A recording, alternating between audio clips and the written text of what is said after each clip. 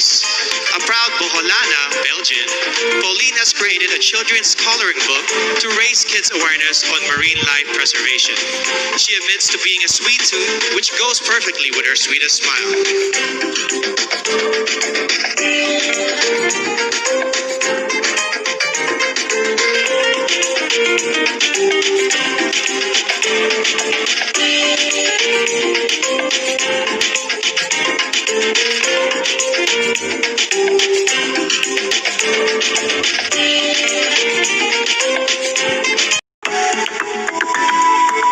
Bohol, Pauline, AMELINCKX.